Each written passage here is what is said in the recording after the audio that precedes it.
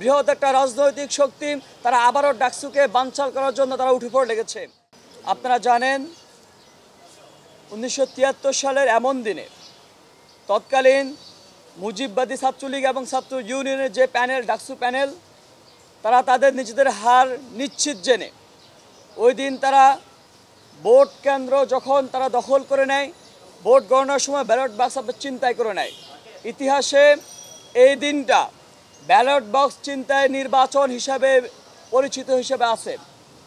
আপনারা জানেন ওই দিন যে লেনিন এবং গামা পরিষদের যেই নির্বাচন, তারা নির্বাচনকে বানচাল করার জন্য শুধুমাত্র ব্যক্তি স্বার্থ এবং সংগঠনের স্বার্থের জন্য তারা শিক্ষার্থীর স্বার্থকে না দেখেন নির্বাচনকে বানচাল করার জন্য তারা ব্যালট বক্স ছিনতাই করে।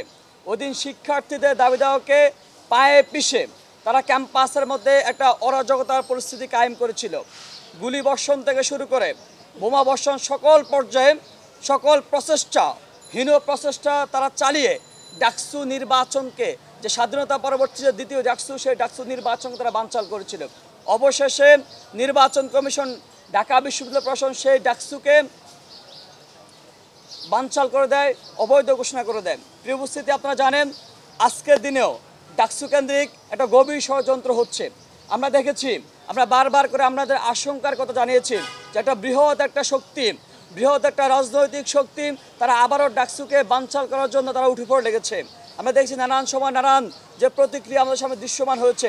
সর্বশেষ হাইকোর্টের কাঁধে বন্দুক রেখে তারা খেলতে চেয়েছিল, তবে আজকে প্রধান বিচারপতির নেতৃত্বে অ্যাপিলেট ডিভিশন যে রায় দিয়েছেন, সেই রায় শিক্ষার্থীদের আশা আকাঙ্ক্ষার প্রতিফলন ঘটেছে।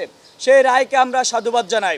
আমরা আশা রাখব আগামী দিনেও কোনোভাবে যেন হাইকোর্ট শিক্ষার্থীদের স্বার্থান্বেষী কোনো স্বার্থের বিরুদ্ধে কোনো রায় না দেয়, এতটুকু আমরা আশাবাদী।